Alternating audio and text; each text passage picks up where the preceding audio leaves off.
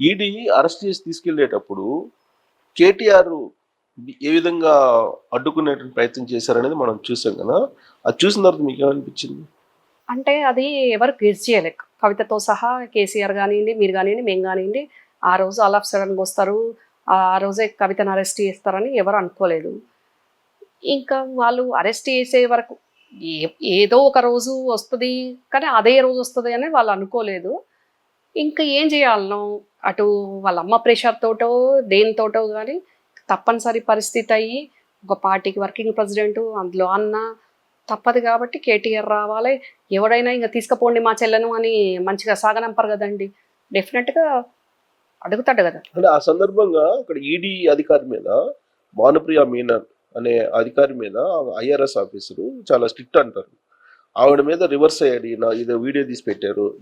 ఈ ఎఫెక్ట్ కూడా కవిత మీద పడింది అనేది అంటారు. ఈ ఎఫెక్ట్ పడకపోవచ్చు. కాకపోతే ఆ సిచ్యువేషన్‌ల కవితను అరెస్ట్ చేసే సిచ్యువేషన్‌ల ఒక అన్నగా ఎమోషన్ ఫీల్ అయ్యిండు కేటీఆర్. అది మనకందరికి కనిపించింది. యాజ్ ఎ ఫ్యామిలీ మెంబర్‌గా నాకు తెలుసు. కేటీఆర్ అనంటే ఆయన అంత కుట్రకు తంతుదారు కూడా కాడు వాడు. ఎందుకంటే నేను ఫస్ట్ నుంచి చూస్తున్నా కదా. ఏదున్నా ఫేస్‌లో ప్రౌడీగా ఎక్స్‌ప్రెషన్స్ అయినా ఆలోచించకుండా వచ్చింది మాట్లాడడమైనా అట్లా కేటీఆర్ వాడి ఏమంటారు స్వతహాగా వాడికున్నది అది వాడి నేచర్. సో ఆ సిచ్యువేషను ఇంకా వీళ్ళు తీసుకెళ్ళినట్టే తిహార్ జైలుకు పంపించేస్తారు అనేది ఆ చెల్లిగా ఒక అన్నగా అట్లా ఎమోషన్ అయ్యిండు అక్కడ. సో అంతే తప్ప కుట్రలు కుతంత్రాలు అంత పన్నే అంత టాలెంట్ లేదంటారా కేటీఆర్కి? అంత అంత లేదంటే అంత కుట్ర చేసి ఎవరన్నా ఒక పర్సన్ టార్గెట్ చేస్తాడు తప్ప మరీ అంత కుట్రలు చేసి అంత కుట్ర పని కేటీఆర్ వల్ల కాదు వాటితోటి. ఎందుకంటే అక్కగా నేను చూసినా కాబట్టి నాకు తెలుసు. బట్ ఎమోషనల్ ఫీల్ ఉంటుందా? డెఫినెట్గా ఎమోషనల్ ఫీల్ ఉంటుందండి. మీతో మాడుతుంటారు ఇప్పుడు కూడా? ఇప్పుడేం మాట్లాడలేదండి. వాడు నేను కలుసుకోకుండా చాలా ఇయర్స్ అయింది. ఫ్యామిలీ ఫంక్షన్స్‌లో ఎప్పుడన్నా అయితే వాళ్ళు ముందట వెళ్ళడమో, నేను ముందట వెళ్ళడమో ఎట్లనో ఒక రకంగా అయ్యేది కానీ కలిసి మాట్లాడుకుంది లేదు. మొన్న కేసీఆర్ అదే పడి కాలు ఇరిగినప్పుడు అప్పుడు వెళ్ళినప్పుడు అప్పుడు మాట్లాడాడు. ఫైనల్గా మేడం, ఇప్పుడు జనరల్గా జైలుకి వెళ్ళొచ్చినటువంటి వాళ్ళు సీఎంలు అవుతారు అనేది కొంత హిస్టరీ ఉంది, political history. Even Revanth Reddy తీసుకున్నా అదే ఉంది. ఇప్పుడు కవిత తిహార్ జైలుకి వెళ్ళింది కాబట్టి రాబోయేటువంటి రోజుల్లో బయటికి ఎలాగో వస్తారు కాబట్టి అప్పుడు తెలంగాణ సీఎం క్యాండిడేట్గా బీఆర్ఎస్ పార్టీ నుంచి ఆవిడే ఉండబోతున్నారు అనేది అనకి ఏం చెప్తారు? బీఆర్ఎస్ పార్టీ ఆ పేరు వచ్చి రాలేదు. ఆ పార్టీ పేరే మారుస్తాము అంటే మళ్ళీ మీరు బీఆర్ఎస్కు సీఎం క్యాండిడేట్ అంటారు ఏంద్రావు గారు. సరే, బీఆర్ఎస్ కాబట్టి ఇంకో పార్టీ మళ్ళీ టీఆర్ఎస్కి వెళ్దాం అనుకుంటున్నారుగా. అప్పుడు టీఆర్ఎస్ పార్టీకి అధ్యక్షులు ఎవరు ఉంటారో ఎవరి చేతుల్లో ఉంటుందో మనకు తెలియదు. కేసీఆర్ వారసురాలుగా తిహార్ జైలుకి వెళ్ళొచ్చినటువంటి కవితే ఉండే అవకాశం ఉంది అనే వాళ్ళకి ఏం చెప్తారు? రావు గారు కేసీఆర్ వారసురాలా ఉండాలన్నప్పుడు మొన్న 3-4 ప్రోగ్రామ్ చూడండి. కేసీఆర్ కాల్ ఇచ్చిన దానికి కేటీఆర్ కాల్ ఇచ్చిన దానికి ఆ ప్రోగ్రామ్స్కి కవిత వెళ్ళలేదు. ఏంటి ఆ ధర్నా చౌక్ దగ్గర కూడా ఆ జాగృతి కండువాలు వేసుకొని ధర్నా చేసిండ్రు. అంటే నాది నేను సోలోగా చేసుకుంటున్నది. ఇంకా ఇక టీఆర్ఎస్ పార్టీ నుంచి పోయేదానికి ఎక్కడ ఉంటుందండి? అంటే జాగృతినే రాజకీయ పార్టీగా మార్చే అవకాశం ఉందా?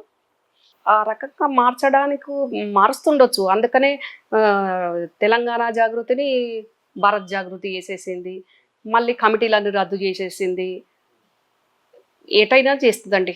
అవసరమైతే టీఆర్ఎస్నైనా చేతుల్లోకి తీసుకోవచ్చు అన్ని అనుకూలిస్తే.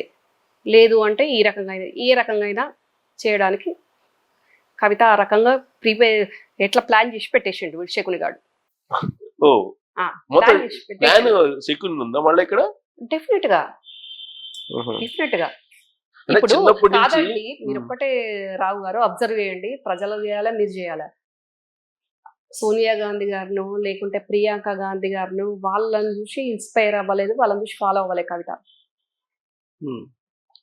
ఎవరితో ఫ్రెండ్షిప్ చేసింది? కనిమలతోటి చేసింది. ఓకే. అదే మా ప్రియాంక గాంధీ గారితో ఫ్రెండ్షిప్ చేసిన, ప్రియాంక గాంధీ గారిని ఫాలో అయినా ఈ రోజు పరిస్థితి వేరే రకంగా ఉండేది. ఏంటి మీరు పార్టీ రాజకీయంగా పరిస్థితి వేరే ఉండేది, కవిత పరిస్థితి వేరే ఉండేది. రాజకీయంగా విమర్శిస్తున్నారా లేదా నిజంగా కనిమొళితోటి ఫ్రెండ్షిప్ ఉందా కవితకి? డెఫినెట్ గా ఫ్రెండ్షిప్ ఉంది, ఉందా? ఉందండి. Personal friendship? పర్సనల్ ఫ్రెండ్షిపే. ఎప్పటి నుంచి? తెలంగాణ జాగృతి సంబరాలు చేస్తున్నప్పటి నుండి, బతుకమ్మ సంబరాలు చేస్తున్నప్పటి నుండి, ఓకే. జాగృతి ఫుడ్ ఫెస్టివల్ అని సంబరాలు పెట్టినప్పుడు కూడా కన్మోలే చీఫ్ గెస్ట్ కదండి. సో ఇప్పుడు అయితే తిహార్ జైలు ఎలా ఉంటుంది అనేది రిహార్సల్ చేసుంటారా ఇద్దరు?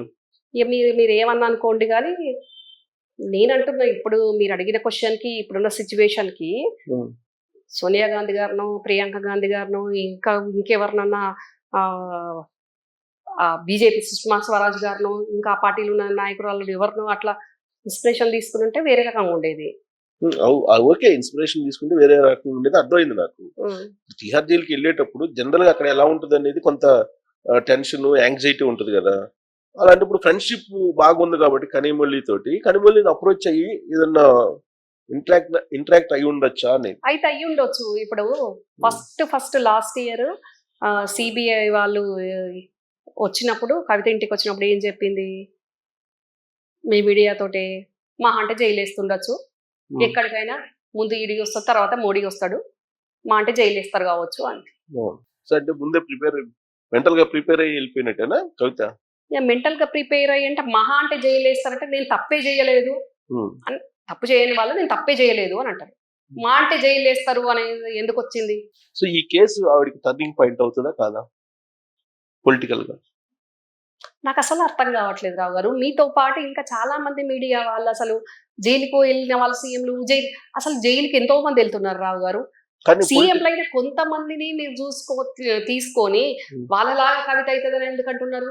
ఎంతో మంది చేంజ్ అయిన వాళ్ళు ఉన్నారు, మంచిగా ఉన్న వాళ్ళు ఉన్నారు, లక్షల మంది జైలుకు వచ్చిన వాళ్ళందరినీ వదిలిపెట్టేసి అయిన వాళ్ళతోటి దీన్ని ఎందుకు కలుపుతున్నారు? పొలిటికల్ జర్నీ చేసి జైల్లోకి వెళ్ళి వచ్చిన తర్వాత సీఎంలు అయినటువంటి వాళ్ళు అనేది, అంటే పొలిటికల్ తో సంబంధం లేకుండా అనేక మంది వెళ్తుంటారు. కానీ పొలిటికల్ జర్నీ చేసి ఒక స్టేటస్, ఒక లెవెల్ కి వెళ్ళిపోయి, మరి మా పార్టీ చిదంబరం గారు కూడా పోయొచ్చిండ్రు, అయినరా సీఎం అయినా? చెప్పండి. సెంట్రల్ మినిస్టర్ కదా ఆయన, అప్పటికే సెంట్రల్ మినిస్టర్ అండి. మీరు సీఎం అనేసరికి నేను చెప్తున్నాను, జనరల్ గా వేరే వాళ్ళు వెళ్ళడం వేరు, పొలిటికల్ గా ఉన్న వాళ్ళు అనేసరికి సడన్ గా ఆ పేరు వచ్చింది. పెద్ద ఆయన పేరు నేను కూడా మాట్లాడద్దు యాక్చువల్ గా, పేరు తీసుకున్నందుకు కానీ చెప్తున్నాను. అంటే పోయిన వాళ్ళందరూ సీఎం కావాలనేనా? అందరని కాదు. ఇప్పుడు డ్రెస్ మార్చుకున్నంత మాత్రం గాంధీ కాదు కదా, ఆయన డ్రెస్ చేసుకున్నంత మాత్రాన. కాకపోతే ఏంటంటే హిస్టరీ, ఇప్పుడు జయలలిత కానీ, లేకపోతే రేవంత్ రెడ్డి కానీ, ఇలా ఇప్పుడు జగన్మోహన్ రెడ్డి కానీ, జగన్మోహన్ రెడ్డి గారు అనిపిస్తుంది సోషల్ మీడియాలో చూస్తే కూడా. రేవంత్ రెడ్డి గారిని అసలు జైలుకి పోయొచ్చి అనద్దు, రేవంత్ రెడ్డి గారు ఏం స్కామ్ చేసి జైలు పోలేదు. ఓటుకు నోటు కేసు పెద్ద కేసు అని అందరూ అంటుంటే మీరు ఏం స్కామ్ లేదంటే అది స్కామ్ అంటే ఏమన్నా? అదొక కుట్ర ప్రకారం ఆయన ఇరికించారు, అది ప్రూవ్ అయిన రోజు తెలుస్తుంది. దాంట్లో ఇప్పుడు దానికి గిఫ్ట్ గా ఇది ఇస్తున్నారు కదా మీరు, ఫోన్ ట్యాపింగ్. ఎవరన్నారు? మా ముఖ్యమంత్రి చెప్పిండ్రా అండి అట్లా గిఫ్ట్ గా ఇస్తున్నాము అని? మీ మీడియానే ఇష్టం ఉన్నట్టు ఊహించుకుంటారు. జైలుకి వచ్చిన వాళ్ళు సీఎంలు అంటారు, రేవంత్ రెడ్డి గారు